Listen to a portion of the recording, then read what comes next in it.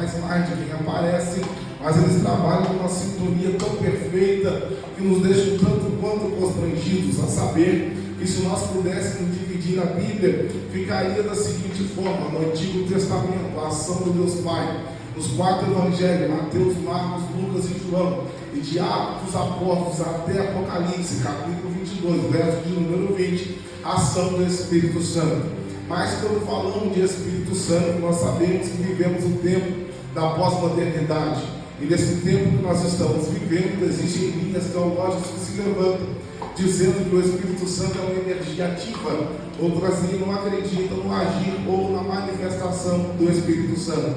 Mas nós, amantes da palavra de Deus, conhecedores das Escrituras e continuistas, sabemos que o Espírito Santo ele aparece em toda a Bíblia de uma forma indireta, porém participativa. A saber que quando nós olhamos a toda a luz da Bíblia, nós vemos o Espírito Santo descendo sobre alguém, embora o mesmo ele via e não ficava, ele via, agia e depois voltava, mas o Espírito Santo está em toda a Bíblia. A saber que quando entramos no livro do Gênesis, capítulo 1, nós estamos vendo que Moisés relata dizendo: no princípio criou Deus os céus e a terra estava sem forma e vazia, mas o Espírito de Deus se movia sobre as águas. E disse Deus: haja luz, e que haja separação entre o dia e a noite, que haja porção seca e haja também o ajuntamento das águas. E chama Deus a porção seca de terra e o ajuntamento das águas Deus chama de mares. Deus está olhando para a terra e dizendo: produza o seu animal conforme a sua espécie, produza toda a relva do campo, toda árvore frutífera e toda árvore não frutífera. Deus está olhando para as águas e dizendo: produza os seus animais conforme cada um a sua espécie. A Bíblia diz que por intermédio da palavra Deus cria todas as coisas, mas agora entra em concordância Deus Pai, Filho e Espírito Santo, dizendo no plural, ele diz: façamos o homem conforme a nossa imagem e a nossa semelhança. E a Bíblia diz que do pó e do barro Deus cria o homem e sopra no fôlego de vida nas suas narinas, e o homem agora é alma vivente. A Bíblia diz que agora Deus dá diretriz ao homem, e também quando faz cair um sono profundo sobre o mesmo e cria a sua disjuntora, Deus dá diretriz sobre o homem, que ele deveria reger sobre toda a ave do céu, sobre todo animal silvestre e todo animal selvático, todo animal doméstico,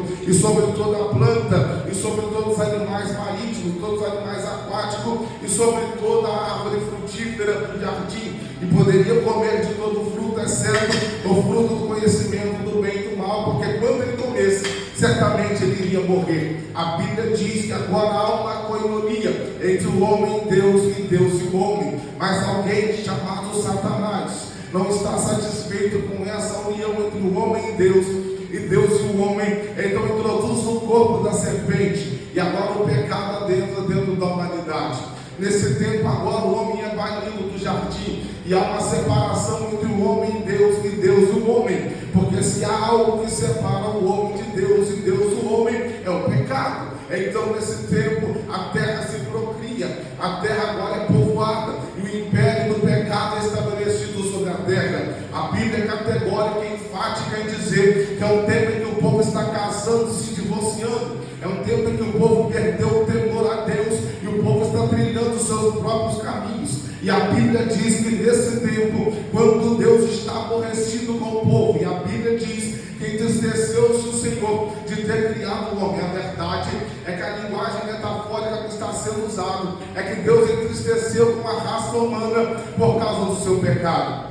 E a Bíblia diz que nesse tempo em que Deus está entristecido com o teu povo, e ele olha do céu, ele acha graça em Noé, e quando acha graça em Noé, diz: constrói uma arca, porque eu vou dar cabo deste povo rebelde. A Bíblia diz que agora Noé está num projeto de uma arca com todos os compartimentos, e Deus dando a diretriz do que seria feito. E a Bíblia diz que nesse tempo o povo olha para Noé e pensa que ele está louco, porque é um tempo que não se via chuva e também não se via tão somente orvalho em questão direta, mas somente um orvalho, um vapor que subia da terra. E Noé está anunciando: o Senhor vai dar cabo da humanidade. E a Bíblia diz que o povo não dá ouvidos à voz de Noé. Quando concretizado. Deus dá ordem a Noé que adentre dentro da arca com a sua família e com os animais que Deus direcionara para entrar dentro da arca. A Bíblia diz que o anjo do Senhor sela a arca por fora, e quem está dentro da arca não sai, quem está fora também não entra. E nesse tempo os lençóis freáticos por debaixo da terra são rompidos, e agora a arca se levanta, e há o caos do lado de fora, a morte do lado de fora, e enquanto há caos e morte do lado de fora, tem vida e salvação do lado de dentro, porque nesse tempo a Bíblia diz que Deus guarda Noé. E aonde que está o Espírito Santo em tudo isso? É simples, é na capacitação de Noé, porque quem foi o ensinador, ou em qual escola de construção ou de engenharia naval que Noé estudou? Simplesmente é o Espírito Santo, porque Deus não chama ninguém capacitado, mas quem Ele chama, Ele capacita, porque somente o Espírito Santo levanta homens pequenos para executar grandes projetos. Mas quando falamos de Espírito Santo no Antigo Testamento, o que dizer acerca de Moisés? A Bíblia diz que nasce num tempo de morte, em que Faraó quer matar os bebês do sexo masculino, hebreu que nascesse na terra do Egito, e nesse tempo nasce Moisés, é guardado, e agora é retirado do cesto, colocado nas maiores faculdades da sua época. Deus levanta Moisés com tanta ousadia, que por causa de Moisés, ao intermédio da vida de Moisés, Deus abre o mar chamado Vermelho. Quando o povo tem sede, Deus faz brotar água da rocha. Quando o povo tem fome, Deus envia o maná dos céus. A ponto de agora, quando Moisés está orando, os montes se estremecem, e o povo diz: Moisés, fala tu conosco, porque nós não podemos suportar a glória de Deus. Então nesse tempo Moisés é alguém tomado pelo poder do Espírito Santo, a ponto de alguém se levantar contra a unção da vida de Moisés, dizendo: você é sacerdote, Arão, e eu também sou profetisa. Porque que Deus só fala com Moisés e Deus desce no ambiente? A Bíblia diz, como agente justificador de Moisés, dizendo: Miriam e Arão, quando eu quero falar com vocês, eu falo por intermédio de visões e sonhos, mas com Moisés eu falo olho no olho, cara a cara e boca a boca. Então Moisés é alguém que tem o poder do Espírito Santo. E quando falamos de Espírito Santo no Antigo Testamento, o que dizer acerca de Elias no tempo de ameaça de Acabe e Jezabel? Ele ergue os olhos aos céus, reconhecendo a soberania de Deus. Ele diz: vive o Senhor, cuja presença eu estou, que não haverá chuva nem orvalho, senão segundo a minha palavra. 3 anos e 6 meses o céu está de bronze, mas quando Elias vai orar, a Bíblia diz que aparece uma nuvem pequena no céu, e quando a nuvem pequena aparece no céu, ele diz: a nuvem pode ser pequena, mas se prepara, porque é sinal que uma grande chuva se aproxima sobre a terra. Quando falamos de poder do Espírito Santo no Antigo Testamento, o que dizer acerca, de Sansão? A Bíblia diz que é dotado de uma força, que quando o Espírito Santo vem sobre ele, uma queixada de jumento fresca é uma arma mortal na mão deste moço. Ele incendeia a seara dos filisteus. Sansão é temido porque alguém olha para ele e vê que o Espírito de Deus é sobre ele. Mas a Bíblia diz que o tempo se passa e Sansão fica soberbo. Sansão pisa onde não é para pisar. Sansão revela onde não é para revelar. Sansão relaciona com quem não é para relacionar, e revela o que também não era para revelar. E quando revela onde estava o segredo da tua força, simbolicamente nas suas tranças, alguém lhe corta os cabelos e anuncia: os seus inimigos vêm ao teu encontro. E agora Sansão vai dizer: eu sairei e os vencerei como de outrora. Mas o versículo continua dizendo mais: não sabia que o Espírito de Deus havia se retirado dele. E é com tremor e tremor na minha alma que eu anuncio nessa noite a igreja Ebenezer, que nós vivemos no tempo em que habita a síndrome de Sansão. A moda agora é dizer: vai lá pregar e vai quebrar tudo, vou lá cantar e vou quebrar tudo. Se o microfone não tiver na minha mão, não acontece nada, vou quebrar tudo. Vai não, se não tiver a presença Santo, a única coisa que quebra é a cara, porque não é só me cantar, pode cantar, mas tem que ter presença, pode pregar, mas tem que ter presença, pode reger, mas tem que ter presença, tem que ter a presença do Espírito Santo. Mas enquanto Sansão faz uso errado da presença de Deus, lá no pasto Deus levanta Davi, rejeitado pelo pai, rejeitado pelos irmãos, rejeitado pela sociedade, por causa da profissão que exercia, pastor de ovelhas e ovelhas malhadas, que não tinha serventia para nada, mas no ambiente da rejeição tem força para dizer: o Senhor é meu pastor, nada me faltará, deitar-me faz em verdes pastos, guia-me mansamente em águas tranquilas, refrigera minha alma, me guia pelas veredas de justiça, por amor de seu nome. E mesmo que eu ande pelo vale de sombra de morte, eu não temeria mal algum, porque tu estás comigo, a tua vara e o teu cajado me consola. Preparas uma mesa perante mim na presença dos meus inimigos, e unges a minha cabeça com óleo, símbolo do Espírito Santo, e o meu cálice se transporta. Mas alguém pode dizer, mais pregador, Davi premeditou um assassinato e um adultério, eu sei. Davi colocou a certidão de óbito na mão do soldado fiel da sua guarda, para possuir a mulher do Deus, eu sei. E aí que por causa disso, a Bíblia diz que Deus é justo, e por Deus ser justo, toma o profeta, aponta o dedo na face de Davi e diz: por causa do teu pecado, a espada da minha justiça não se aparta da tua casa. E qual foi a resposta de Davi? Mediante tudo isso, sintetizando: Deus, o Senhor me deu um trono, eu não pedi. O Senhor me deu coroa, eu também não pedi. Eu não era ninguém, tu me fez alguém. O Senhor quer tirar trono, tira. Quer tirar exército, tira. Quer tirar o título, tira. Quer tirar o nome, tira. Mas tem uma coisa que eu te peço: cria em mim um coração puro, um espírito reto e inabalável. Não me lances fora da tua presença, e nem retira de mim o teu Espírito Santo. Então Davi é levantado como Espírito Santo no Antigo Testamento.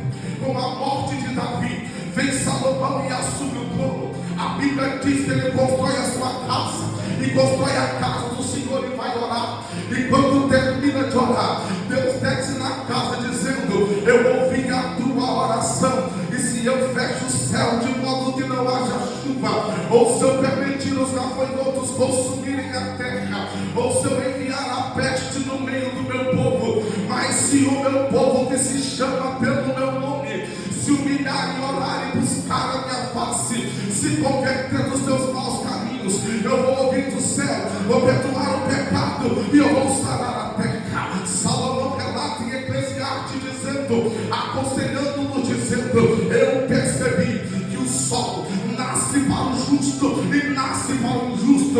Eu percebi que a doença bate na porta, sintetizando, daquele que é fiel e daquele que é ímpio. Eu percebi que a diversidade vai de encontro cristão e vai de encontro mundano, mas eu entendi que em todo tempo sejam alvas as tuas vestes e não falte o óleo sobre a tua cabeça. Nesse tempo agora, quando falamos de Espírito Santo, nós percebemos que o povo está corrompido, o povo se corrompe, e Deus precisa levantar vozes cheias do Espírito para anunciar juízo. E é por isso que é levantado Jeremias nesse tempo, e Deus anuncia dizendo: antes que te formasse no ventre e antes que deixasse de amamentar a tua mãe, eu te entreguei as nações do profeta. Pelejarão contra ti, mas não vão prevalecer. Jeremias agora tem que profetizar que o povo abandonou a fonte de águas vivas e aderiram para si cisternas rachadas que não retém água. Jeremias tem que profetizar que o povo é comparado ao cinto de linho podre. No capítulo 13, que para nada presta.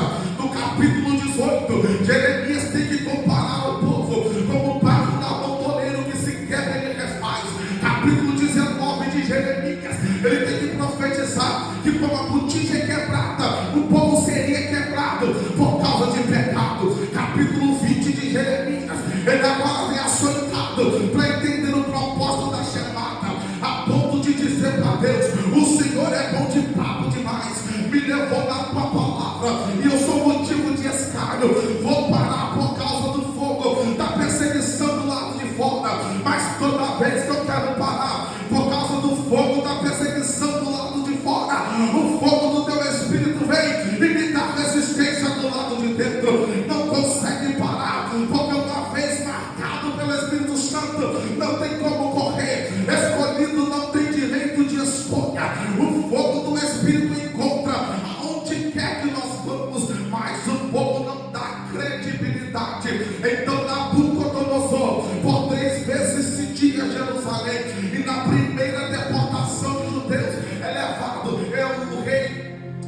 levado Ananias, Misael, Azarias e Daniel, e alguns jovens inteligentes para trabalhar na corte de Babilônia. Na segunda deportação de judeus, é levado o rei Jeoaquim como vassalo. Na terceira deportação de judeus, Nabucodonosor invade Jerusalém, derruba os muros, saqueia o templo, a arca da aliança se perde e o povo é levado para dentro de Babilônia, debaixo do jugo de Nabucodonosor. 70 anos de cativo, longe do templo, longe da pátria, longe dos muros e longe da presença de Deus, simbolizado na arca da aliança.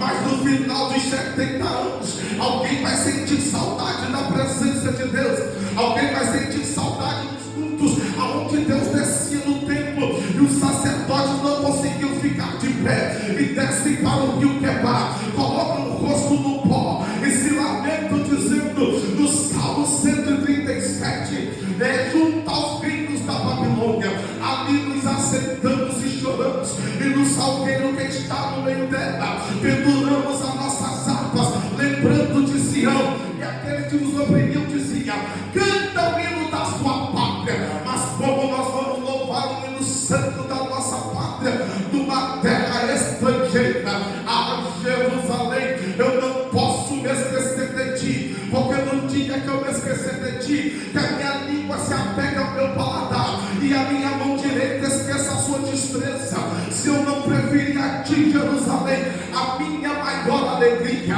Lembra, Senhor, dos filhos de Edom que diziam: destrói até os seus alicerces, mas Babilônia tu serás assolada, porque feliz é quem lançar a mão dos seus filhos e bater com ele nas pernas. Dentro de Babilônia acontece um grito estarrecedor de falta de esperança, com o rosto no pó, eles clamam em alta voz dizendo: eis que os nossos ossos se secaram, acabou a nossa esperança e nós estamos cortados. Mas quando eles dizem: os nossos ossos se secaram, acabou a esperança, nós estamos cortados, entra Ezequiel no cenário dizendo: e veio sobre mim a mão do Senhor e me levou pelo Espírito e me pôs no meio de um vale que estava cheio de ossos e me fez andar ao redor deles, e eram numerosos na superfície do vale. E veio a minha palavra do Senhor dizendo: filho do homem, poderão reviver esses ossos?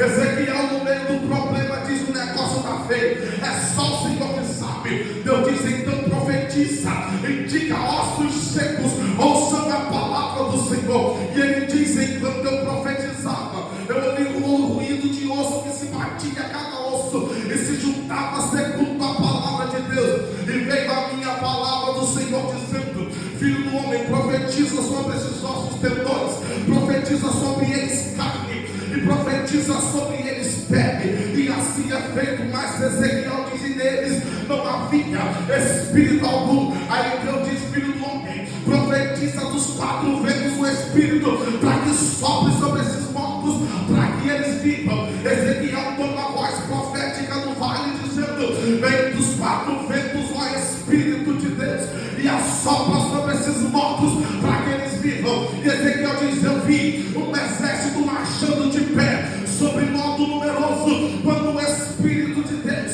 entrou neles. E veio a palavra do Senhor dizendo, Ezequiel 37, a partir do verso 11: filho do homem, esses ossos são toda a casa de Israel que disseram: os nossos ossos se secaram, acabou a nossa esperança, nós estamos cortados. Mas assim diz o Senhor: eis que eu abrirei as vossas sepulturas, farei vocês sair dela, vou trazer a terra de novo, e eu vou encher do meu Espírito, e vão saber que eu sou o Senhor. Agora Ciro invade Babilônia, o povo volta para a sua terra, volta para a sua pátria, estão preocupados dizendo: está tudo devastado, não tem como adorar, não tem templo, não tem muro e não tem arca da aliança, o símbolo vivo da presença de Deus. Vamos levantar as nossas casas, entrajando o cenário dizendo: assim diz o Senhor, que não é tempo de construir a casa de vocês, e minha é prata e meu é ouro, levante a tenda de madeira,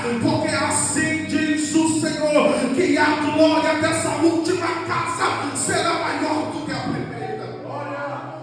Em concordância com Joel profetizando acerca do Espírito Santo dizendo: e há de ser que depois dessas coisas o Senhor vai derramar do seu Espírito sobre toda a carne. Os vossos filhos e filhas vão profetizar, os velhos sonharão e os jovens terão visões, quando o Senhor derramar do seu Espírito sobre toda a carne. Evangelho de Jesus Cristo, segundo escreveu Mateus, o anjo Gabriel aparece a Maria dizendo: salve agraciada, o Senhor é contigo, a sombra do Altíssimo te cobrirá, e o que vai ser gerado no teu ventre é fruto do Espírito Santo. Agora Maria está gerando Jesus de 0 a 12 anos de idade. Não tem nenhum relato de Jesus ou da sua infância, porque ele cresce como qualquer outro garoto judeu da sua época. A partir dos 10 anos de idade, passaram por uma cerimônia chamada de Bar Mitzvah, aonde o menino era instruído, e posteriormente, se a família tivesse um poder aquisitivo bom, procuraria um mestre para instruir o menino. Mas como não havia um mestre à altura de Jesus, o mesmo vai optar em assumir a carpintaria com seu pai adotivo José. E aos 12 anos de idade, a Bíblia menciona que Jesus está no templo ensinando os doutores, e há um ponto de interrogação sobre a cabeça dos mesmos, porque não entendia de onde vinha tanta sabedoria de um menino de Nazaré. E a Bíblia diz que agora, nesse tempo, enquanto Jesus cresce no anonimato, apresenta no deserto da Judéia uma voz dizendo: arrependei-vos do vosso pecado, porque já é chegado o reino dos céus, porque nos batiza em água em sinal de arrependimento, mas quem vem após mim é mais poderoso do que eu,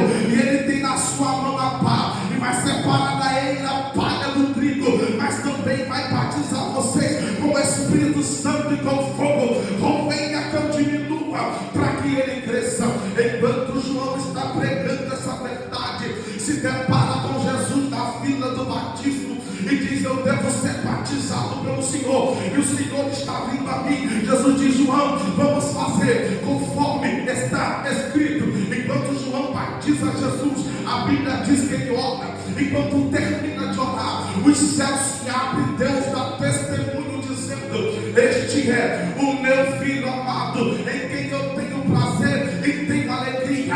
Aí o Espírito Santo toma forma corpórea de pomba e desce sobre Jesus. João, percebendo este cenário, ele ergue a voz dizendo: eis aí o Cordeiro de Deus que tira o pecado do mundo. A Bíblia diz que o mesmo Espírito conduz Jesus para o deserto para ser tentado pelo diabo, e nele, tendo ele jejuado 40 dias e 40 noites, depois teve fome, e se chega a ele o tentador dizendo: se verdadeiramente és filho de Deus, transforma essas pedras em pães. Jesus diz: está escrito que nem só de pão viverá o homem, mas de toda a palavra que sai da boca de Deus. Vem Satanás agora, coloca a mão em Jesus, transporta para o pináculo do templo, está no texto, leva Jesus para a igreja e diz: agora eu vou pregar para você, lança-te daqui abaixo, porque está escrito: aos teus anjos dará ordem ao teu respeito, e te guardarão em todos os teus caminhos, nem em pedra teu pé não tropeça. Jesus diz: também está escrito: não tentarás o Senhor teu Deus. Satanás pega Jesus, leva no alto do monte, mostra a cidade santa e diz: tudo isso eu te dou, se você prostrar e me adorar. Jesus diz: vai-te, Satanás, porque está escrito: somente a Deus adorarás e somente a Ele servirás. O anjo do Senhor vem, os anjos do Senhor vem e serve Jesus. Agora ele começa o seu ministério orando e transformando água em vinho. Jesus começa o seu ministério orando e selecionando os seus discípulos. E vale ressaltar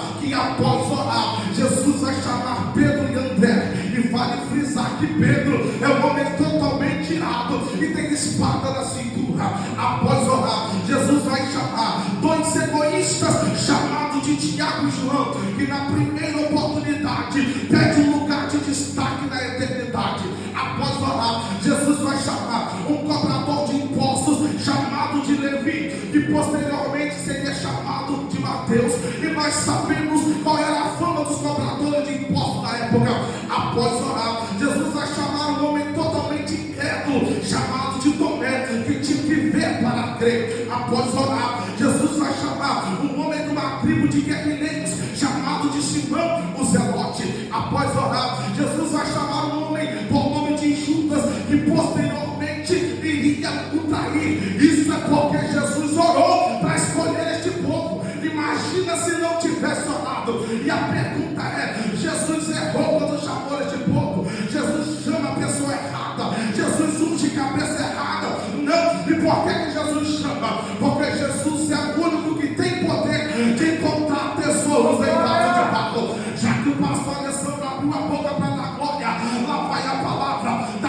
Jesus nos tirou, ninguém tirava. Da onde Jesus foi invertido, nós ninguém iria.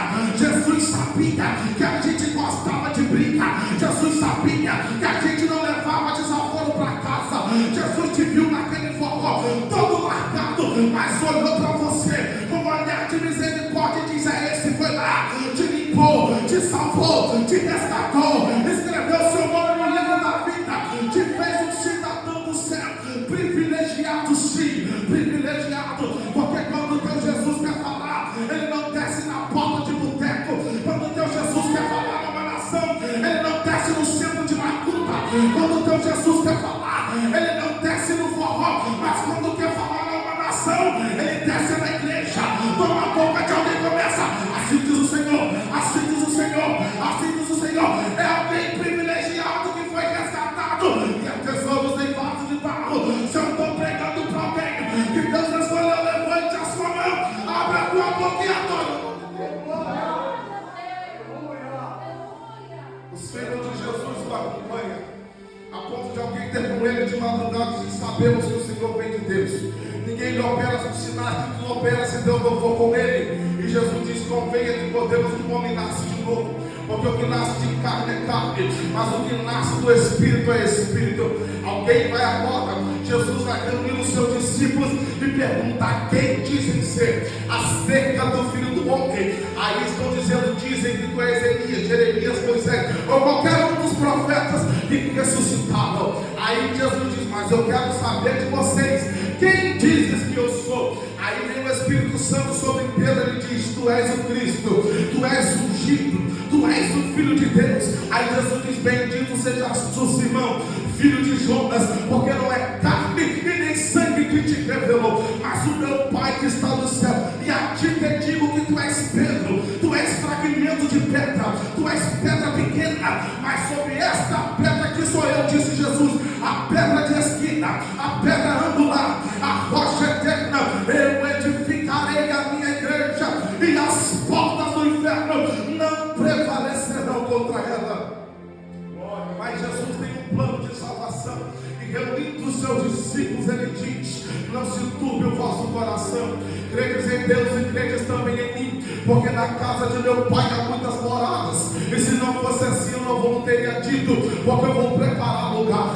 E quando eu vou preparar lugar, eu virei outra vez e levarei a vós para mim mesmo, para que aonde eu estiver, estejais vós também. Eu sou o caminho, eu sou a verdade, eu sou a vida, e ninguém vem ao Pai se não for por mim, porque no final deste caminho tem uma porta, e eu também sou a porta, mas quem passar por mim será salvo e comprará pastagem para a sua vida. Mas eu não vos deixarei órfãos, eu rogarei ao Pai que mande outro Consolador para estar convosco até a consumação dos séculos, precedindo a sua morte. Jesus louva o menino na última ceia e vai para o jardim do Getsemane orar, levando consigo Pedro, Tiago e João, e a distância de um tiro de pedra, a oração de Jesus é: Pai, se for possível, passa de mim este cálice antes que eu beba. Pai, se possível for, passa de mim este cálice sem que eu beba, mas todavia seja feita conforme a tua vontade. Jesus é levado para ser julgado, não abre a boca em sua defesa, é direcionado a Pôncio Pilatos. E nesse tempo a multidão está dizendo: prende Jesus e solta Barrabás, o criminoso. Pilatos lava as suas mãos, como quem quer dizer: não tem nada a ver com a morte deste homem. Jesus agora pega a parte da cruz, a parte horizontal, a saber, e sai numa vinha, chamado como vinha dolorosa. A cruz cai cerca de 3 vezes pelo caminho, mas ordena que um homem do norte da África o ajude a carregar a cruz, chamado de Simão Cirineu. Jesus chega no alto do Monte Caveira, é colocado no meio de 2 ladrões. O ladrão da esquerda empresta a boca para o diabo e diz: salve a você, se é rei dos judeus, e salve a nós também. Mas enquanto o diabo enche a boca do ladrão da esquerda, do lado direito o Espírito Santo convence do pecado, da justiça e do juízo, e ele diz: estamos debaixo da mesma sentença que Deus, e você não tem temor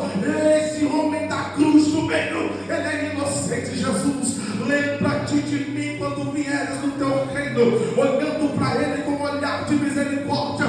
Jesus diz: em verdade eu te digo hoje que você estará comigo no paraíso. Agora Jesus, dando seus últimos suspiros, Ele diz: eu tenho sede. Molham agora uma esponja com vinagre, colocam nos seus lábios e Ele diz: está consumado.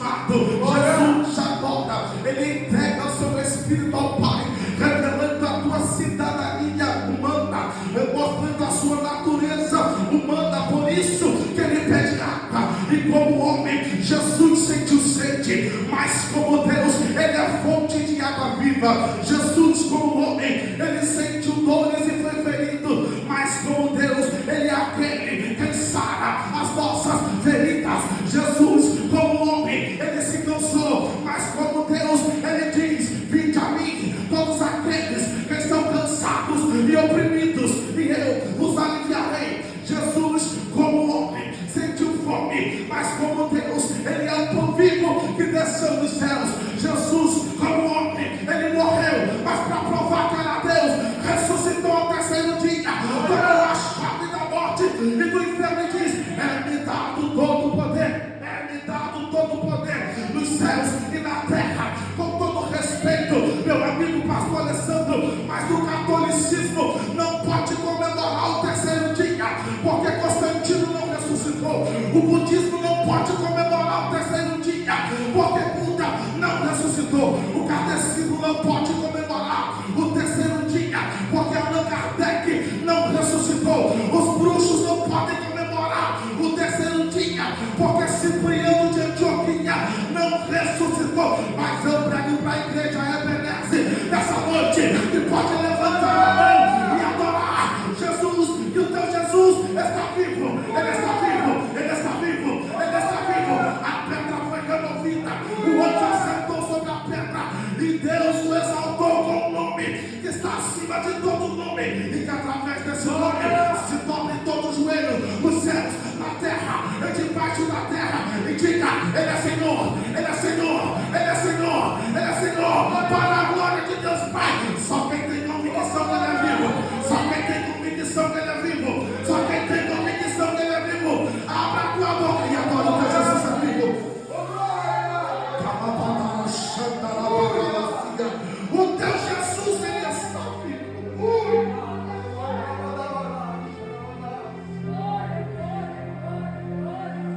Ressuscita, aparece os seus discípulos e dizendo que não se ausentassem de Jerusalém, mas recebereis o poder quando vier sobre vós o Espírito Santo, e seríeis minhas testemunhas não só na Judéia e Samaria, mas até os confins da terra. Após dizer essas palavras, a Bíblia diz que Jesus agora Ele é assunto aos céus. Quando Ele é assunto aos céus, a Bíblia diz que Ele é recebido em cima das nuvens. Os discípulos, com um olhar de tristeza, olham para cima como dois seres celestiais, pousam ao lado dele, dizendo: varões galileus, não fiquem tristes olhando para os céus, porque o mesmo Jesus que subiu, Ele vai voltar. Da mesma maneira que vocês estão vendo Ele subir, agora eles vão para o cenáculo orar, e estão dizendo: o homem da iniquidade, ou seja, o homem do pecado, se inclinou para o pecado, e ele foi ceifado e adquiriu para si um campo de sangue, mas convenha que outro ocupe o seu lugar. Matias é selecionado. Agora eles vão orar acerca do cumprimento da promessa. Há aproximadamente 500 crentes reunidos a fim de receber a promessa do Espírito Santo, que Jesus disse que derramaria sobre eles. Agora, conjecturando, estão cerca de 10 dias orando a fim de receber a promessa do Espírito Santo. E quem sabe a oração do primeiro dia: Pai, envia o Espírito Santo. Segundo dia, envia o teu Espírito Santo. Terceiro dia, envia o Espírito Santo. Nós nem sabemos o que é, mas é a promessa: envia o Consolador, envia o Espírito Santo. Quarto dia, 380 aproximadamente desistem, ou mais, ou quase 120, mas estão, envia o Espírito Santo. Quinto dia, envia o teu Espírito Santo. Sexto dia, envia o Espírito Santo. Sétimo dia, envia o Espírito Santo. Oitavo dia, envia o teu Espírito. Nono dia, envia o Espírito Santo. Décimo dia, ao cumprir-se o dia de Pentecostes, estavam todos reunidos no mesmo lugar, quando de repente veio do Samson, como de um vento veemente e impetuoso, que encheu toda a casa onde eles estavam assentados, e foram vistas por eles línguas repartidas como que de fogo, as quais pousaram sobre cada um deles, e todos foram cheios, e todos foram cheios, se coloca de pé, e todos foram cheios, e todos foram cheios, e todos foram cheios, e todos foram cheios do Espírito Santo de Deus. Você que pode conhece quem está do teu lado agora, pegue na mão dele. Eu não sou de fazer isso, eu sou biblicista, mas eu estou debaixo da direção de Deus aqui. Oh glória, pegue na mão dele agora, pegue na mão dele agora, ligado em Deus, por gentileza. Eu preciso de pelo menos 2 crentes ligados comigo agora. E todos foram cheios do Espírito Santo, cumpriu-se a promessa. Eu dei esse contexto todo, essa volta toda, para dizer para alguém: a tua casa é cheia do Espírito Santo, você é cheio do Espírito Santo. Então a conversa fiada do diabo dizendo: é a pior geração que se levantou, não vai ter uma pior do que essa.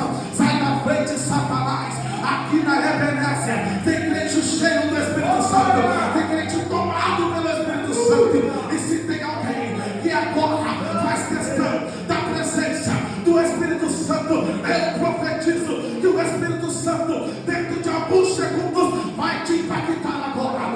Recebe um abraço do Espírito Santo, seja renovado agora pelo poder do Espírito Santo, seja curado agora pelo poder do Espírito Santo, seja cheio agora pelo poder do Espírito Santo. A depressão não vai dominar a tua casa, a ansiedade não vai dominar a tua casa, a insônia não vai dominar a tua casa. A unção que despedaça o jugo está no ambiente, e Deus está dizendo: sejam cheios do meu Espírito agora, sejam renovados pelo Espírito Santo agora, sejam impactados pelo Espírito Santo agora. Eu vou deixar você abrir a tua boca por 30 segundos e encher esta casa de glória. Quem crê? Camaia, Santa, Rabacala, Suga, Olema, Rachando, Repitacala, Sênia, Olemento, Camarracica, Perecama, Xanda. Há um movimento do Espírito Santo dentro da casa. Amém? Que o Pai, os dele, que o Camarracica. Recebe um abraço do Espírito Santo. Olha como o Espírito Santo destrava essa guerra na tua mente agora. Olha como a unção nova é derramada agora. Olha como o vento do Espírito sopra. Uma coluna de fogo pousa no ambiente. A nuvem da glória de Deus se move dentro da casa.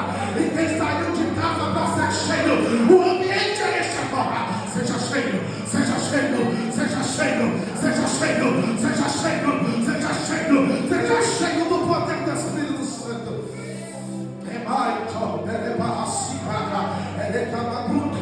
Nenhum fogo é igual ao outro. Fogo de isqueiro é diferente de palito de fósforo. Fogo de fósforo é diferente de fogão a gás. Fogo de fogão a gás é diferente de fogão a lenha. Fogo de fogão a lenha é diferente de incêndio. Não entendi, pregador. Lá vai. Eu nem sou muito de pedir para dar glória, mas até peço. Mas eu entendo que cada um adora a Deus de acordo com a proporção de fogo que tem dentro dele. Eu te convoco agora a dar uma resposta para o inferno de acordo com a proporção de fogo que arde no teu peito do lado de dentro. Adore a Deus, adore a Deus, adore a Deus, adore a Deus. Sai da frente, Satanás. A igreja está tomada pelo poder de Deus.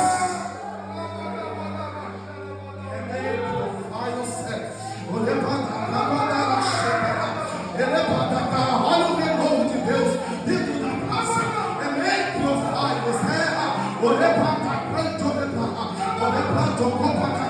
Um dos elementos que sustenta fogo é lenha.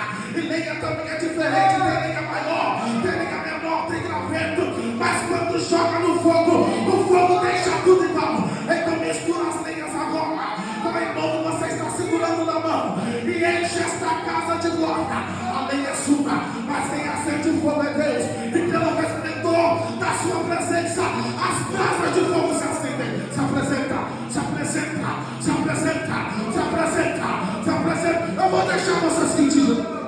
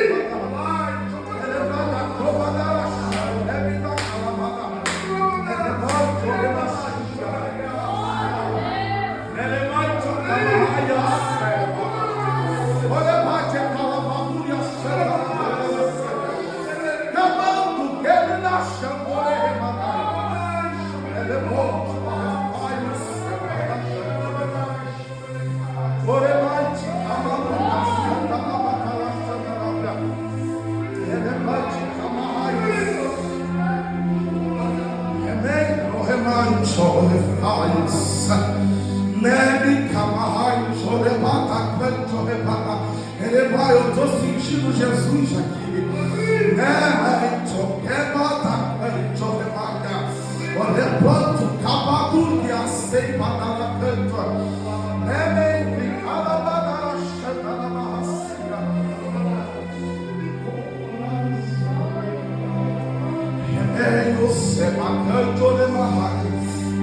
Ao Senhor seja glória, ao Senhor seja honra, ao Senhor seja louvor e adoração. O teu nome está sendo enaltecido mais uma vez nessa casa, a tua presença manifesta. O Senhor é bom e a tua bondade dura para sempre e se estende de geração em geração. Te agradecemos pela tua presença, pela tua amor e graça. Continue nos abençoando, aumente a nossa fé. Conceda a comunhão com o Senhor a cada dia, que a cada anoitecer e amanhecer, que a tua presença nos envolva em tudo. Te louvamos por teu amor e por tua graça, em nome de Jesus.